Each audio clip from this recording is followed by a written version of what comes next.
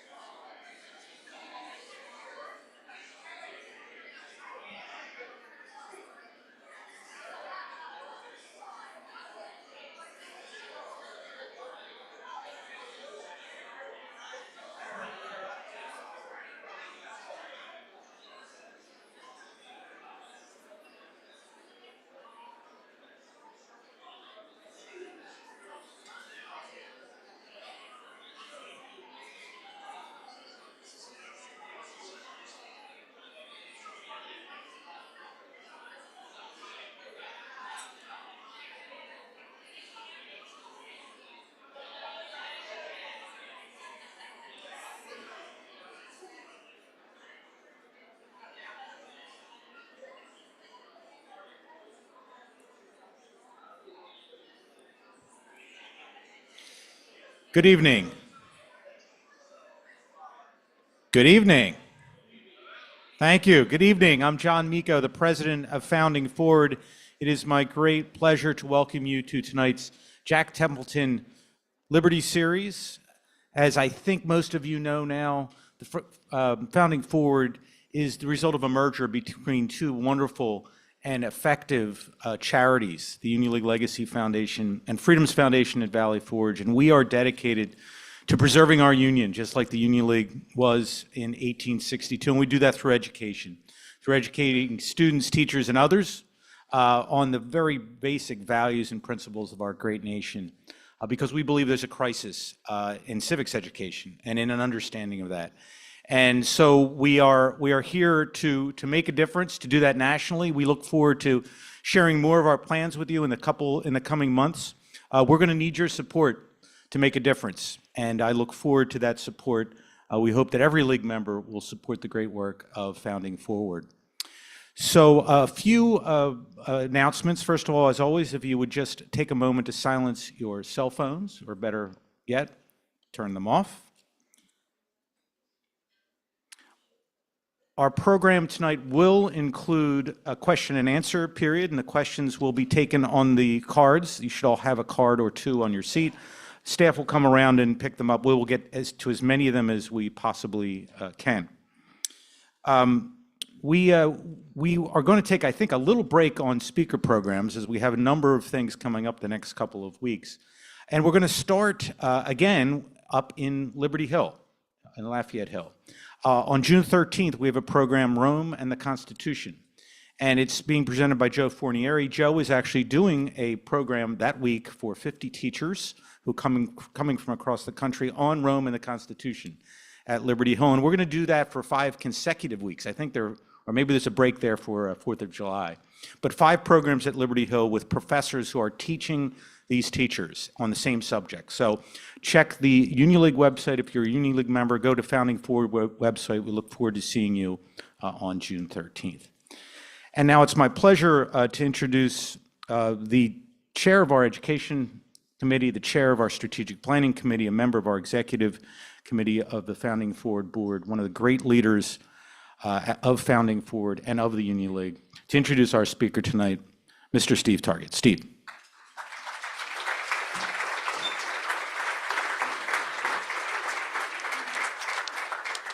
Thank you, John. Well, good evening, everybody. Tonight's speaker, Greg Lukianoff, is one of the nation's premier First Amendment advocates.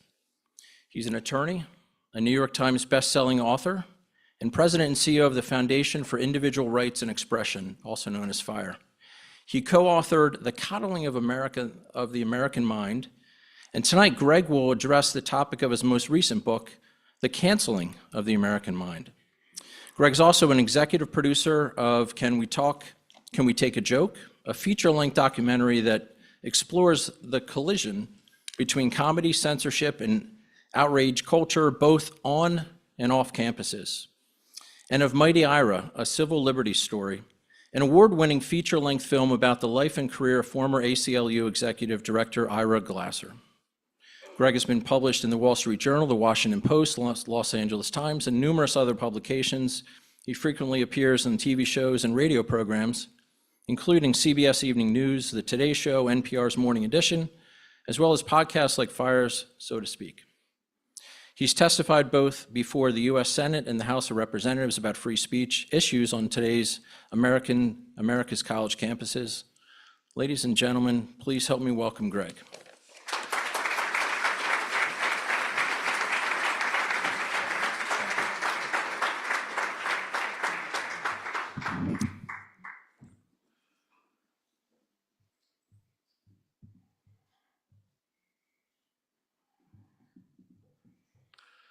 I'm not sure I'm going to have a lot to talk about.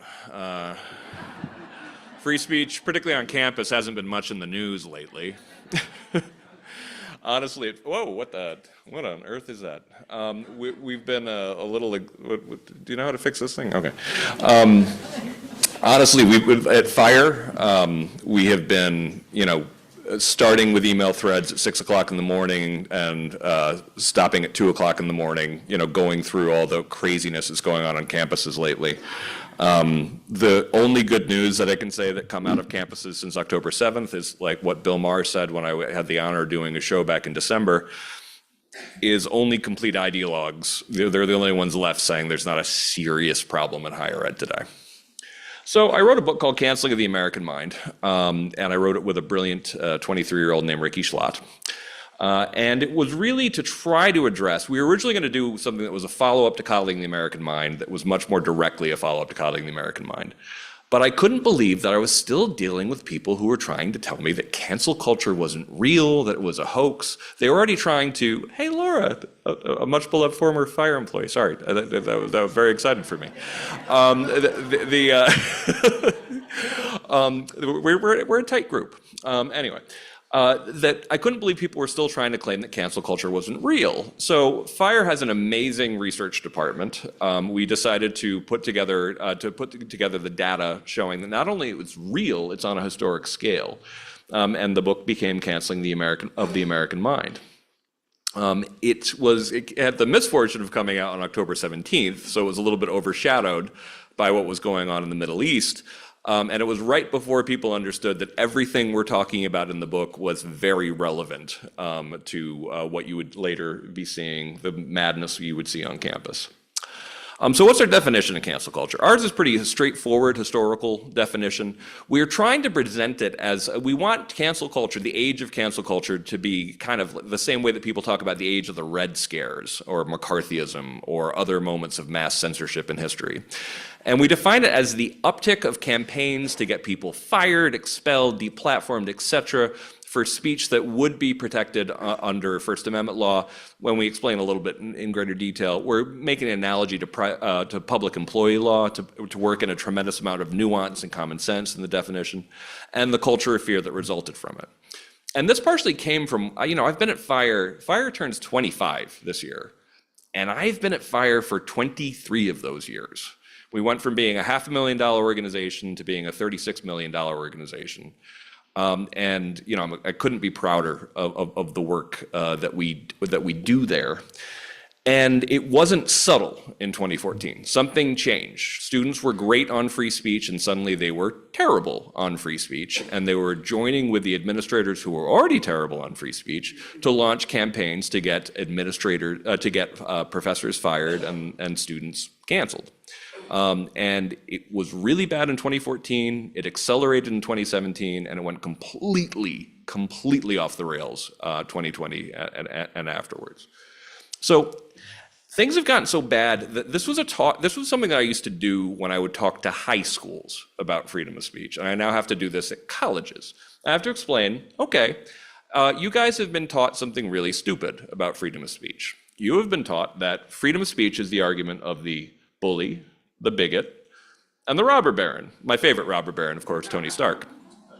And this is nonsense. This is something that you have to be in a very privileged, wealthy bubble to actually begin to believe. I've heard people on campuses, try to make the argument that free speech is the argument of the powerful. And I'm like, no, you're powerful. You represent a massive. We compare in the book the total income and assets of American higher education. We realize it's about the same as the GDP of Mexico. And they're not very comfortable with the idea that they're very powerful. But when you're in power, suddenly free speech seems more like a burden. If enlightened people who agree with you are going to be the ones deciding what people can say, then suddenly it doesn't seem quite so bad. And I have to explain that freedom of speech exists to protect minorities, literal minorities. And I just have to do some basic math here. In history, the robber baron, the wealthy, are do pretty well because they're wealthy and powerful.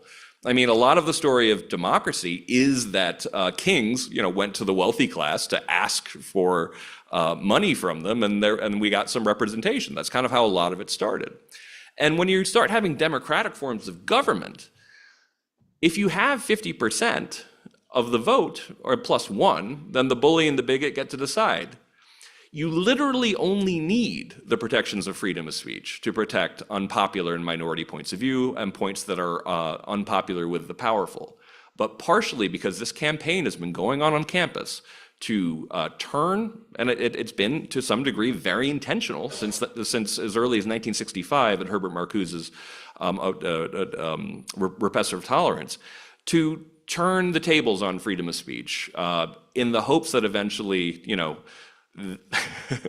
their guardian class ends up being in charge. And they're getting closer to it. And this is a chart to explain how bad it's been for professor cancellations. The standard estimate of the number of professors who lost their jobs under McCarthyism from 1947, the 11 years from 1947 to 1957, is about 62 communist professors lost their jobs, and about 100 professors overall lost their jobs for opinions. Cancel culture is twice that number in terms of professors that we know of who are fired, and we know that's a wild undercount. So anytime someone tries to dismiss this as a problem, like, did you think McCarthyism was a problem? And guess what? That was before the law was clear that you couldn't fire professors for being communists. The law is really strong now, and there's nothing that parallels to what we're actually currently seeing on campus in terms of numbers. Over 1,000 professors targeted, overwhelmingly, by the way, by administrators and students, about 2/3 of them punished in some way, and almost 200 of them fired. Actually, it's more than 200 at this point. And this is how we know it's an undercount. 1 in 6 professors say that they've either been investigated for speech or actually punished for speech. That's like 100,000 professors extrapolated outwards. There is no historical comparison for that. Nothing comes even close. 1 in 3 professors say that they were pressured in order to avoid controversial topics. 1/3. There aren't numbers like this. To give you a sense of what previous chilled moments in the history of freedom of speech were on campus, they did a survey of whether or not professors were self-censoring during McCarthyism. They got about 9% of professors said they were toning down what they were writing because they were afraid of the political ramifications. Guess what? 9% is terrible. That is 1 in 10 professors saying that they are self-censoring. We asked a similar question on a recent survey for faculty, one that was only about what you write in papers. About 35% of professors said that they were self-censoring. But when we asked if you were self-censoring, period, about 90% of professors said they were self-censoring. So this is one of the reasons why you can feel like you're banging your head against the wall trying to explain. You really are trying to claim that this thing is a hoax. Why are people claiming that cancel culture is a hoax? Because it's inconvenient for a narrative in which that basically this is just accountability culture. Now, one of the fun things about canceling the American mind, and I hope you'll buy it, and all the copies that I gave out tonight, I signed and put my email address in, because we're working on the paperback right now, and I want to keep updating it. I want to make sure it's as relevant as possible. But some of the most fun parts of it for me, nerd, is to actually talk about how People should start to understand cancel culture as just a way of winning arguments without actually winning arguments, a way to defeat your opponent, your ideological opponent, without actually refuting your ideological opponent. And so we need to understand it as just another cheap tactic in order to skirt arguments. So we talk a lot about in the book what we call the perfect rhetorical fortress on the left. First, we go through, and I have a Substack called The Eternally Radical Idea. I wrote about what I call the minefield and the obstacle course, all the typical dodges that, frankly, people all over the spectrum use to avoid argument on, say, social media. But the perfect rhetorical fortress is the one that was built up on the left. And we call it perfect because it's just layer after layer of you can't defeat it because it basically is endless. And by the time you get through it, so let me explain what I mean. So the perfect rhetorical fortress starts with, is the speaker conservative? But here's the trick. They don't actually mean, are you the 36% of people who are conservative? I call this fascio-casting. It's magically casting a spell that someone is right-wing or a fascist, if you really hate them. That's what you call them. And then magically, you don't have to listen to them anymore. And FIRE is an organization that actually employs people all over the political spectrum. The interesting thing about the pushback against cancel culture in 2014 is, unlike the push against higher ed in the 80s, it was overwhelmingly led by center-left people who were saying this. But guess what? Magically, fascists.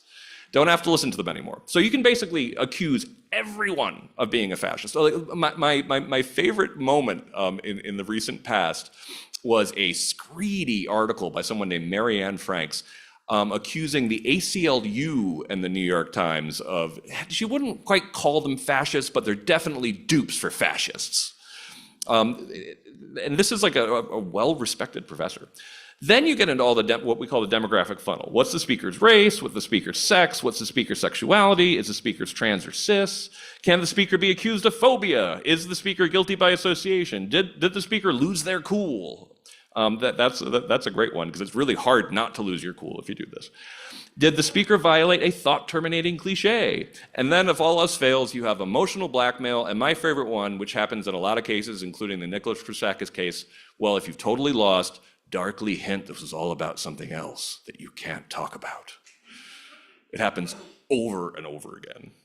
And so this is that demographic funnel part. We had some fun with this. When I talked to Jonathan Haidt about this, he was like, don't use actual numbers, Greg. Don't actually do the analysis. I'm like, no, I'm doing the actual numbers on what this actually means, because people don't actually get the demographic breakdown in the United States. Like you ask Republicans and they think like 40% of the country is gay. And so we go through the demographic funnel here, and we get to 36% of the population is conservative, but of course 100% can be accused of it. You get to 76% is white, 50% of the population male, 90%. So we start combining these, and you get down and down and down until you get to the most perfectly intersectional person who ever lived. And like a disabled minority transgender person. And you're talking about a tiny, tiny sliver of the population. But here's why you have to understand it as a rhetorical technique. Because guess what? Magically, you just got rid of 99.7% of the entire population of the country. You can dismiss them using all of these cheap tactics. But of course, this means that disabled transgender person of color, their opinion must be gold, right? Wrong. If they actually make the wrong argument, surprise! You are guilty of internalized transphobia, internalized racism, and internalized misogyny, and you get it even worse than anyone else. The funny thing is, my co-author, who I mentioned already, she is constantly being told that she has internalized misogyny. Why? Because it's easier than actually addressing her argument and realizing that this 23-year-old is smarter than you. Welcome to the and then we talk about the conformity gauntlet. Now, I think my best explanation of this is actually in Reason magazine. They took this excerpt and we updated it with even more upsetting data. We go through the exercise of what if you are a independent-minded high schooler who longs to be a famous scientist one day, and all the conformity-inducing pressures you will experience. And we talk a lot about DEI statements. We did an amazing survey on this as well. We found about half of professors think that DEI statements are political litmus tests, and the other half are wrong. 90% of conservatives believe so, because they are, and 56% of moderates believe so. We found that about 46% of large institutions had DEI statements as of a couple of years ago. I think it's more like 3/4. There was a good sign that MIT just said it's going to drop its DEI statements. That's progress. I'll kind of believe it when I see it. Well, usually the MO here is they just change what they call it. They might call them belonging statements. They're moving over to the word belonging, which sounds so nice, but it's a political litmus test. 23% of tenured, this is my favorite stat that we found. Okay, so I thought there'd only be two possibilities. You'd either think they're political litmus tests or think they were appropriate. I didn't realize that 23% of professors that we asked thought they were political litmus tests and appropriate. That's, for people who think everyone else is a fascist, that's pretty fascist. 76% of faculty applicants to UC Berkeley's Life Science Department were eliminated solely on the basis of their diversity statements. Let that sink in. Scientists were eliminated by administrators because administrators did not like their political litmus test. And by the way, we did this awesome experiment at FIRE. Nate Honeycutt, who's one of our great researchers at FIRE, he did 5 different versions of DEI statements, and he got 3,600 professors to evaluate them to just prove that they're political litmus tests. He did one on a DEI statement talking about the value of religious diversity, another one on ideological viewpoint diversity, another one on socioeconomic diversity, which, by the way, is the thing that is most missing in elite colleges, and I feel very strongly about that. And then he did one that I would describe, and not a word I love, but as a woke statement that essentially was highly doctrinaire, basically all the right answers, anti-racism, Kendi, intersectionality, all that stuff. And guess what? None of the other ones would get you hired, including the socioeconomic one. The only one that would get you hired was the doctrinaire one. And of course, we're having a little bit of a hard time publishing this study because, perfect rhetorical fortress. And the conformity gauntlet. The thing we're going through here is that at every stage of the process now in higher ed, you have to do some kind of ideological statement that will be evaluated by people who are pretty hostile to dissenters. You have to get through high school without being canceled. You have to get through college without being a victim of the bias-related incident program. You have to, which most people don't even know about.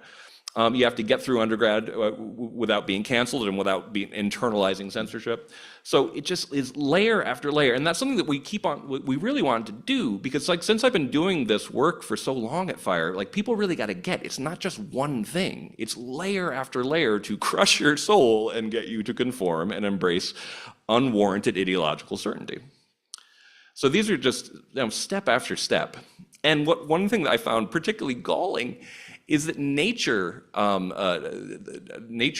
human behavior came out with a statement saying that they will they'll consider no longer publishing any study that could be found to be quote unquote harmful to groups. And think this through. You're a scientist. You've gotten through all of these hurdles. You've gotten through every single one and somehow magically survived. And the biggest journal in the country will not publish you because they just don't like your conclusions. The game is currently way, way rigged.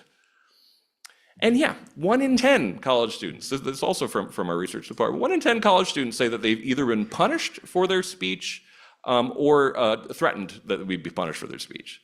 That's like 1 million students across the country. Again, not any historical comparison. It was generally a big deal at the beginning of my career for a student to get in trouble for their speech. Now this is an industry. And this is also part of what we're up against. Depending on, in a list of departments, the faculty diversity ratio, viewpoint diversity ratio at Harvard is 88-1. And these are the people evaluating your diversity statements. These are the people who are grading you. And I was not sensitive to the idea that this was a major threat to the production of ideas and to academia itself when I first started at FIRE. But now because I thought the ratio was more like 3-1. 88-1 is disastrous. And just to put a little bit of meat on the bones, we have some truly, ridiculous cases. At Yale University, this is Trent Colbert. He used a slang word in an email, trap house, which is basically like a word that means, like a place where people go and drink. And he was suddenly being threatened by an administrator there, being told that, nice legal career you got there, wouldn't want that to be ruined. We'd have to talk to to the people who verify you as a lawyer. And they're like literally threatening this guy's legal career unless he signed a pre-written apology by Yale administrators. We intervened, we got some publicity here, Trent's okay. But what's galling is that the administrators in this case, they're still at Yale.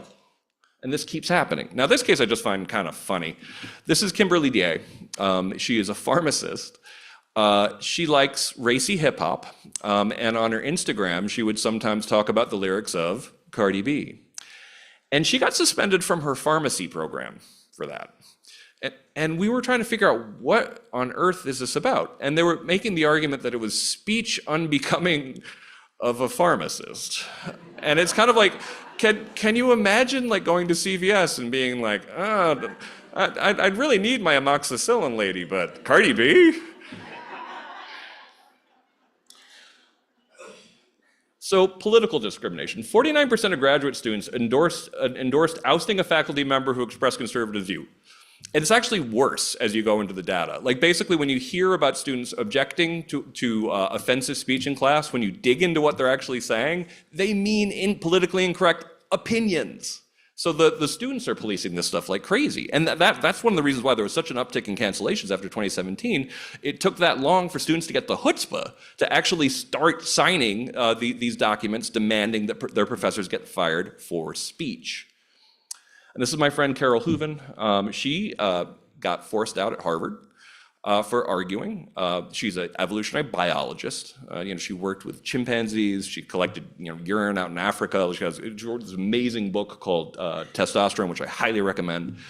And she went on TV and she explained, she went on Fox News to talk about her book. And she said, we should be compassionate towards trans people. We should be accommodating. We should use their pronouns. I always point out that, from a First Amendment standpoint, you don't have to use them, but you can argue that you can. You can or should.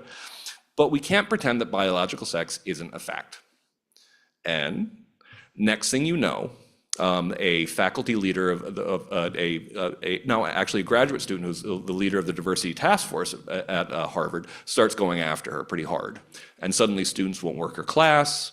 Suddenly she's being put in people are unfriending her, like actual friends are disowning her.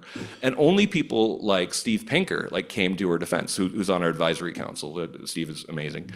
Harvard should have come out and said, this is insane. We're not going to force a professor out because she said something that up until 5 minutes ago everybody knew was true. And I point this out a lot, is that this is tragic for Carol. It was a very difficult time for her. She's an incredibly self-confident woman. And she felt, it was the first time she ever thought of suicide. Like it was that depressing for her. But I don't think Harvard understands quite a disaster this was for Harvard. And I don't think the expert class understands, and this is a major theme of canceling of the American mind. This destroys our universe of shared facts. How? How does it do that? It does it by the fact that people aren't actually stupid. And when they look up to Harvard and they find out that a professor got canceled just for saying biological sex is real, which it is, of course, she gets canceled for that? Guess what? They're never going to trust you again. They're never going to take you seriously if they know that they can actually make you fire you for saying true things.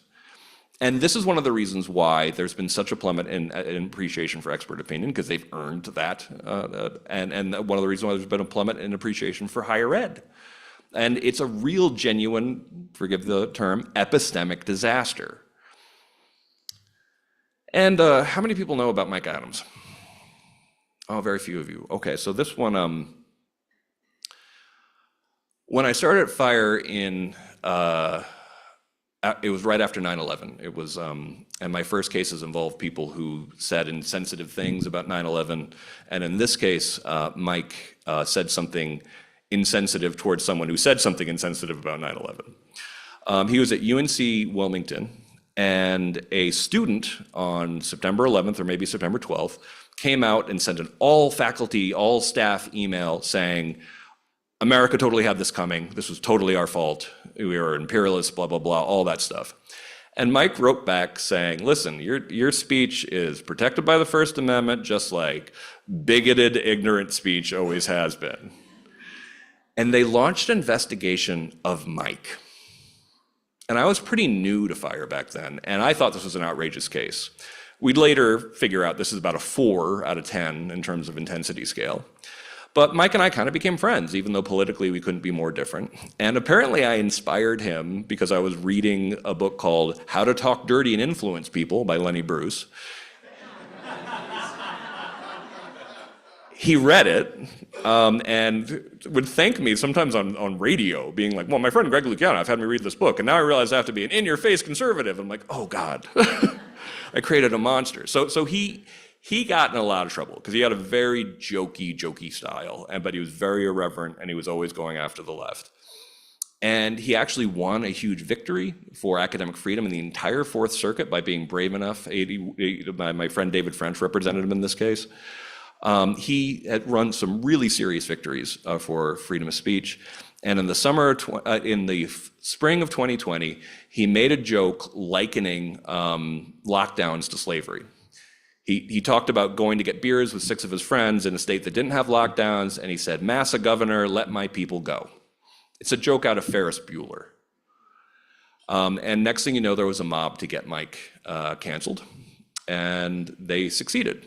And what we saw in 2020, particularly after the death of George Floyd, was the biggest uptick in cancellation attempts against professors in our history. We saw more cases in June of 2020 than we would sometimes see in entire years at FIRE. And he was forced out. He got a severance package, not a great one, and he was forced out. And I was overwhelmed with professors in trouble. And I thought Mike would be fine, because Mike always seemed like a hyper-confident person. He always seemed like someone who could weather anything, and I thought he would think this was all funny. So I didn't actually check in with Mike until mid-July of 2020. And apparently protesters were still coming to his house. They were threatening his family. He filed a police report against him, which is something that I couldn't imagine Mike ever doing, and he was not doing well. And I had to break the bad news to him that since he signed the severance agreement, there wasn't a lot I could do for him. He killed himself the next week. And so when people try to claim that cancel culture doesn't have a human cost, I think of my friend Mike, and he's not the only cost. I know there's more. I know other people who've either been hospitalized or harmed by it or gone through really dark days. Actually, partially because I've been so open about my own mental health struggles. People in the movement always come to me, like when they have trouble. This is a very hard fight, and it takes very brave people, and sometimes we lose some. And what is replacing the attempt to go after professors? There is some sort of superficially good news. The professor cancellations have decreased to some degree, but that's because eventually you run out of witches to burn. Everybody shuts up, everybody conforms, and it just becomes harder to mount these kind of attacks. But guess what else has replaced it?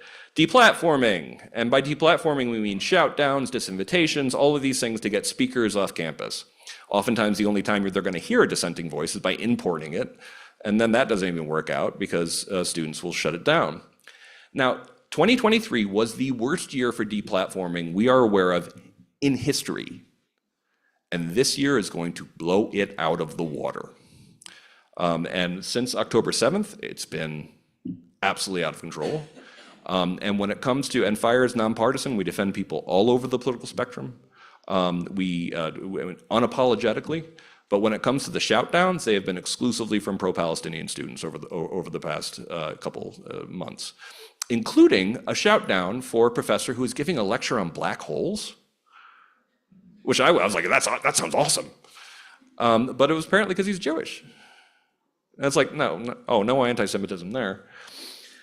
So it's been a dark and difficult time. I think everyone knows that there's a problem on campus, except the campuses themselves, and I think the faculty members on campus themselves. We are noticing that maybe sanity is returning, but it's going to take a lot more concentrated effort, a lot more serious reform, a lot more creating alternatives to what higher education, the way it exists today.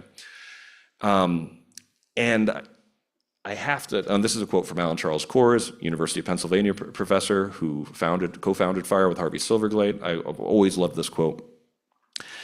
And this is my contact information, but I just want to tell you that that group that I talked about, FIRE, is one of the most amazing groups of people you can imagine. We come together from all across the political spectrum, genuinely, to defend freedom of speech cheerfully, with joy on our hearts, even though so many people will hate us for it, depending on the case and depending on the day. And we're doing really innovative work, and we could very much use your support. And this is how you can contact me directly. And I'm very much looking forward to taking your questions. So thank you so much.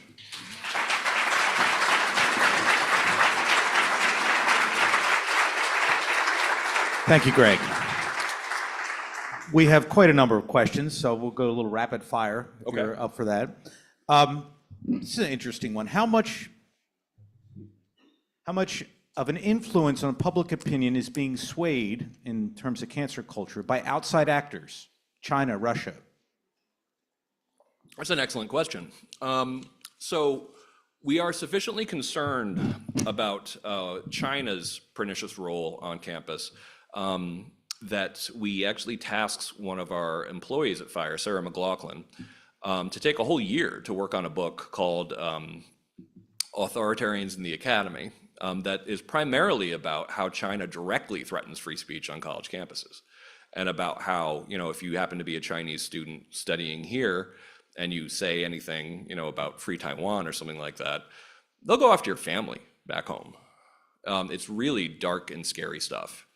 When it comes to the Chinese money that's involved in a lot of this, I do think that I have no problem with there being greater transparency about where people are getting their donations for. I've definitely seen some disturbing data on the influence of Qatar, for example.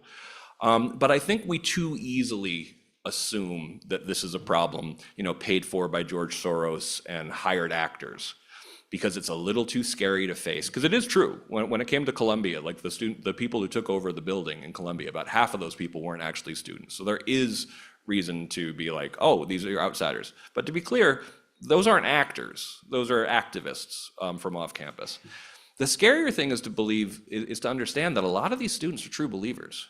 They believe in an incredibly simplistic way of looking at the world called intersectionality, in which life is simply divided into good people who are oppressed and bad people who oppress them. It is a reductive, silly, anti-intellectual idea, but if you believe it, and you believe it truly, it starts to help you understand everything that's been going on campus for a long time. And it's one of the reasons why DEI offices can't be, just like my co-author Jonathan Haidt says, DEI offices can't be saved. They believe intersectionality to almost a religious degree, and the idea that you could just add Jews to the list of oppressed people won't work, because it goes against the tenets of intersectionality. So that's one of the reasons why, if you see some things that are giving you some hope about changes on campus, we have to go a lot farther than a lot of what's going on right now, because these offices, the DA offices in particular, have been threats to academic freedom and free speech for a long time, and they don't want to go anywhere. What is the role of social media in the growth of cancel culture? Oh, that's an excellent question.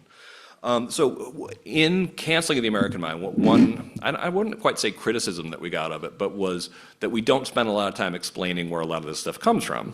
And that's because that's the entire point of Coddling of the American Mind. Coddling of the American Mind is a book about trying to figure out what was so different about the students hitting campus around 2014. And we talk about 7 different causal factors.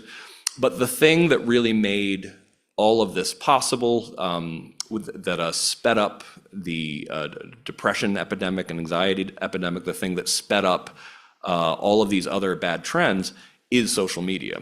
And here's why. Social media has lots of pernicious effects. It also has positive effects, to be clear. I'm not a technological alarmist, but I do see genuine problems when you introduce this many additional people into a global conversation. And it just was impossible previously that if you saw a journalist that you really hated, say 20 years ago, 25 years ago, you might write a nasty email or a nasty letter to their editor, and that ends up in a drawer somewhere. Nothing happens. But suddenly, as a generation that had been using cancel culture. I think of it as a technology in grade school, and Ricky's very aware of this. Like she had cancel culture in grade school because it's very much a middle school girl thing. It's very much a junior high school way of going after people. That what you do is you create the appearance of a flash angry mob that's demanding you fire that person for what they said. And that was not possible before a technology could allow you to create that, oftentimes, illusion. So social media is absolutely part of it. What's the solution to social media? This is where I become a First Amendment lawyer, full on again. I am a little worried about some of our proposed cures for social media. Anything that gives the government too much power should rightfully scare all of you. Anything that requires too much, and anything that requires all citizens to provide ID in order to use social media, you should be plenty scared of. Got no problem with people saying that there shouldn't be social media in school from morning to night. I think that's actually a great solution. But I think that right now we are still in the early days, historically speaking, of dealing with a technology that brought 1 billion additional voices into the global conversation instantaneously. There's never been anything like that in human history. And the idea that this would not be a highly disruptive period, this would not be again, epistemically anarchical period, is foolishness. And we have to culturally adapt to these technological shifts. That's where the real change generally comes from. I mean, when the printing press first came out, it was a vile device. It increased the number of witch trials because the Maleficorum was one of the best sellers of all time. It increased bloody religious strife and civil strife. It had all sorts of negative externalities. And eventually it became a tool for the scientific revolution, the Enlightenment, because it put that many people in communication.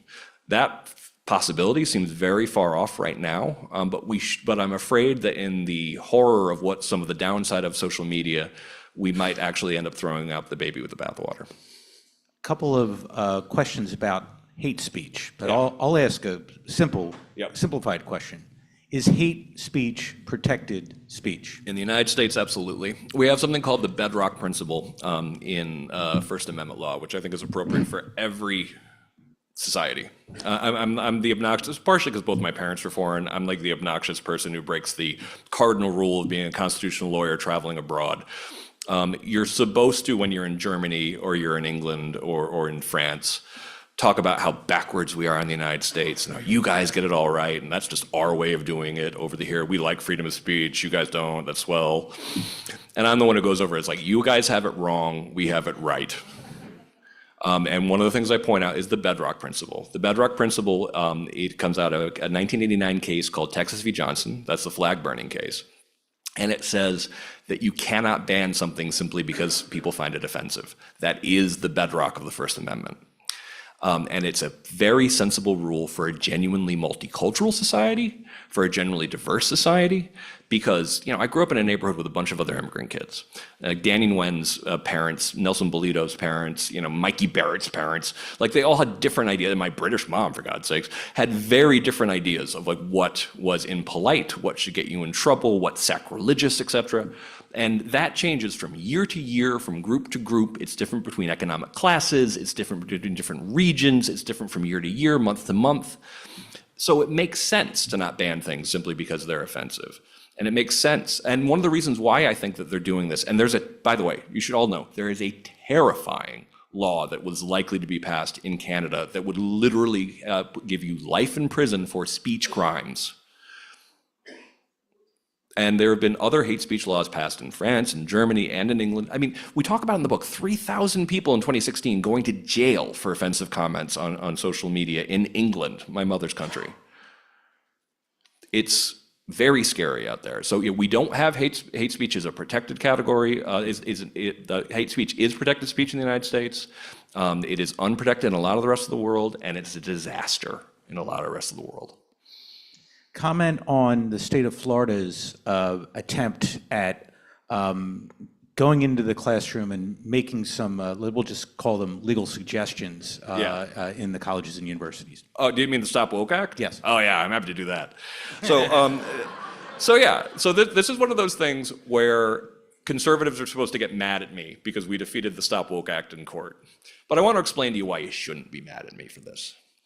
Okay, so the Stop Woke Act literally talked about you can't talk about certain topics in class. Professors can't actually talk categorically about certain topics in class.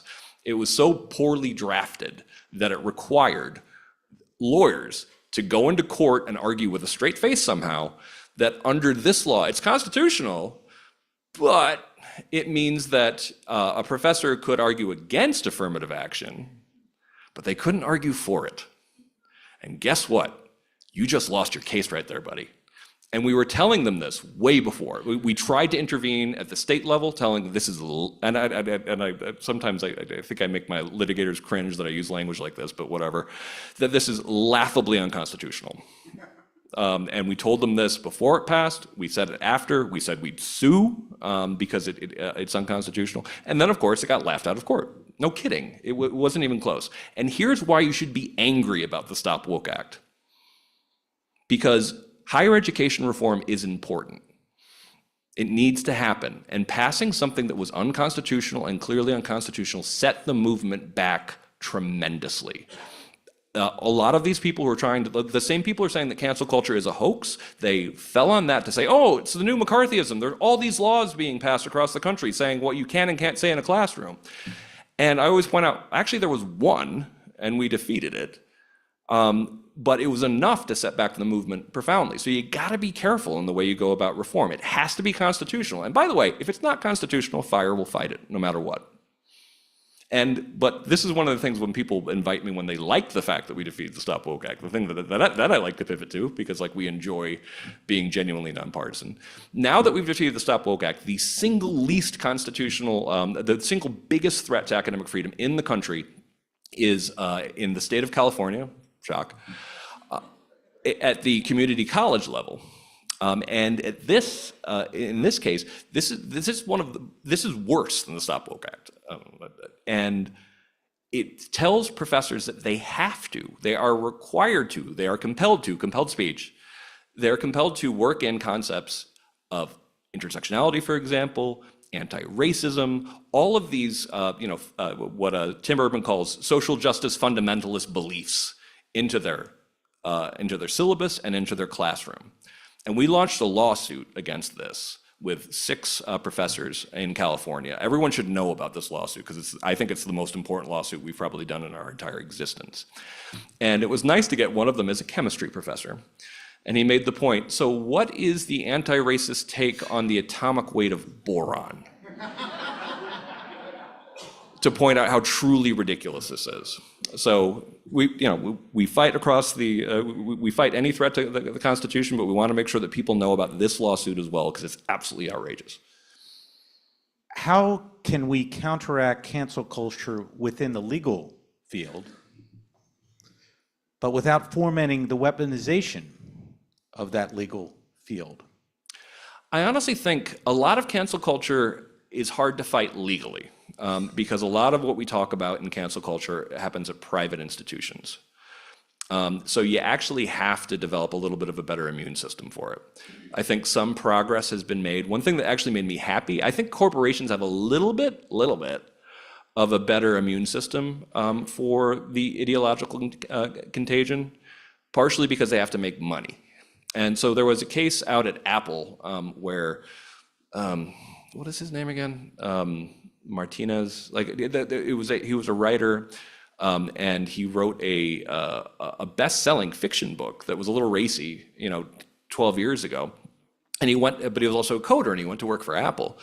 And 6 employees or something like that got together, and they formed a cancel mob and said, "This book is offensive. You shouldn't hire that coder," which was very normal, part of cancel culture. And of course, they didn't hire him. Or fired him after he was hired. And I was kind of happy to find out that since then, every single one of the people who tried to cancel him has been fired from Apple. Because when you actually are the people who are preventing corporations from hiring talent, and the best talent, I'm here to tell you, is often weird, eccentric, moody, aspy, all of this stuff, that essentially they're really harming the organization. So I have a little bit of hope there. When it comes to how you fight it in higher ed, at the At the public school level, it's pretty easy. You have a First Amendment to protect it. You bring it to fire. We can fight and we can win. At the private school level, you're generally making a contractual argument, saying this school has a promise of academic freedom and free speech, and they should be held to it. And that's why, and I see her in the room tonight, that's why, Penn, that suddenly claimed to be a great defender of freedom of speech, even when it's highly offensive, should immediately be dropping all charges against Amy Wax, because they claim to care about academic freedom and freedom of speech, and they should be held to those promises. But they want their double standards. And that's the thing, is like all of this censorship exists with gross double standards. So there are ways to fight cancel culture, but a lot of it comes down to building a better immune system for it. And I think that corporations deciding that they won't take political positions is a very smart move. It will save you so many headaches. Saying that basically like this is a space where we're a widget factory. Let's remind everybody of that. I think there's ways corporations can fight it. And we spend about a third of the book in Canceling the American Mind talking about solutions. And I write more about potential reforms that we could do in higher ed that can make it a better environment for freedom of speech. But it's not a one-shot deal. It's going to require so many different changes, including the fact that one of the problems you see on campuses right now is the application process basically is like, hey, are you an activist? What kind of activist? Are you really, really certain about this thing?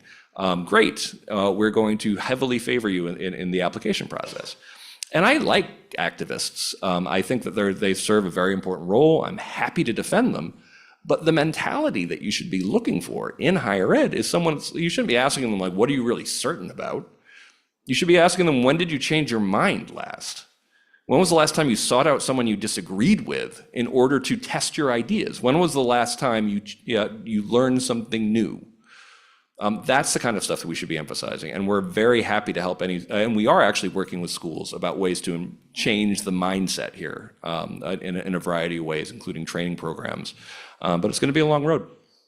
Tell us about FIRE's rating system for free speech yes. on college university I love campuses. our rating system. And love it. where is it free and where is it not?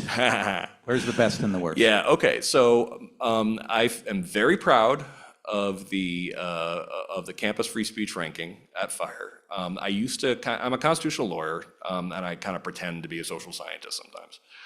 I got an intense interest in psychology, and when I wrote Coddling the American Mind, it was kind of a proof of concept that an interdisciplinary approach to our issues was really powerful. So we ended up getting a research department. Now we have a world-class research department. We got some real all-stars in there, and I couldn't be prouder of them. And over the years, we've been trying to improve our methodology for more accurately conveying what actually the best schools for free speech are. This year, I think we perfected our methodology, or at least came damn close. And what we saw was of the 248 schools that we evaluated, and we only do 248 because, frankly, it's incredibly expensive. So, I'd love to grow that someday. And what we found was that Harvard finished dead last. Not only did they finish dead last, they got a negative 10.69. They got the first negative score in FIRE history because they were so bad on this stuff. And Penn came right behind them. Michigan Technological University came in number one.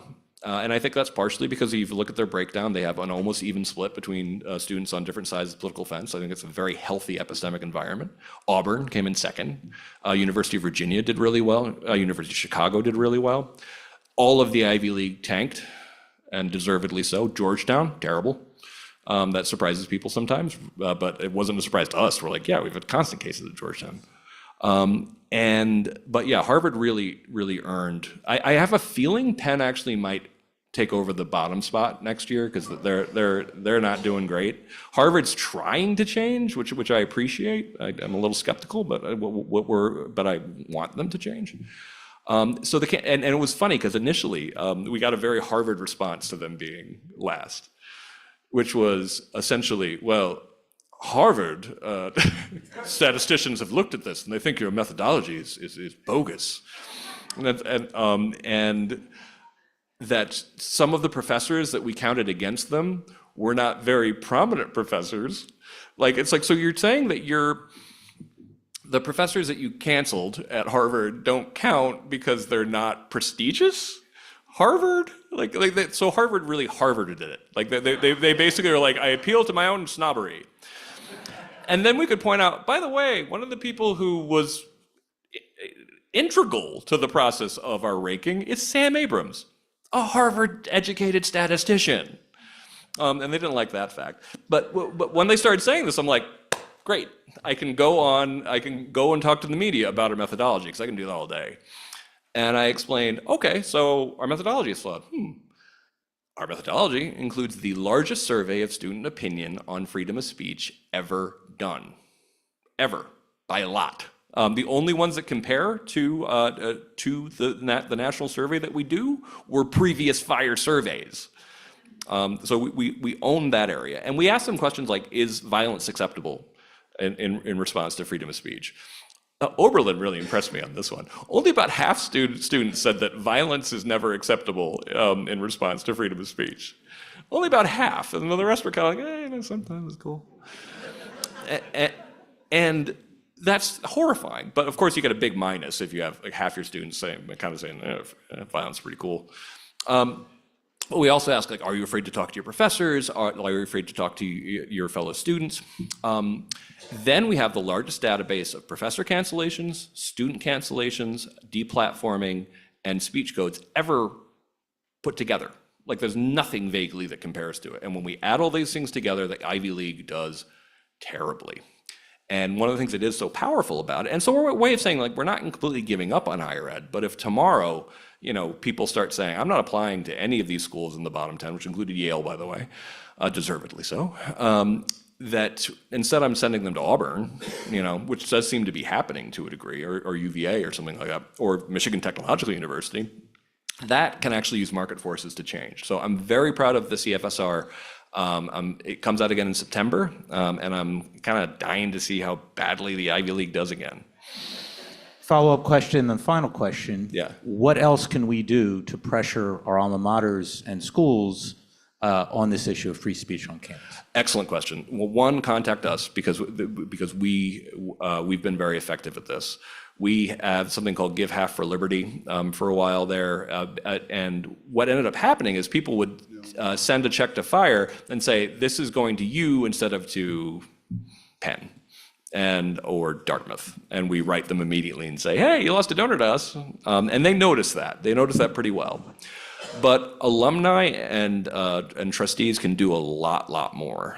And one of the things is, don't say, if you don't, I'm giving you my $25,000 donation this year, but if you don't get your act together next year, I won't. No. Say, I'll maybe give a tiny amount, but basically, like, make sure that they know that you're doing it because they're not protecting freedom of speech. I think it's really important that alumni actually, fight hard and make actual consequences for some of these schools until they change. Now, it is true, if you're a donor, you have a better seat at the table, so maybe there is an argument for not going to zero. But I do think that telling them that it's like, hey, I'm sending my kid to Auburn because until you get your freaking act together and I'm not donating again, they notice that stuff. And we have a whole list. We have 10 different recommendations of things that universities can do to change to better respect freedom of speech. I also write a lot of my own about things that could actually help. I think even things like students going to school later would make a huge difference in a lot of these problems. I also think a lot more jobs not requiring a BA would help a lot with a lot of these problems. But I think there's a tremendous amount alumni can do, and we're happy to work with any and all of you because this has to change. Ladies and gentlemen, please thank Greg Lukianoff. Greg, thank you. Thank you. One last announcement for our lawyers in the room. If you're interested in CLE credit, is in the back. Jason, is that correct? In the hallway is for our lawyers for CLE credit.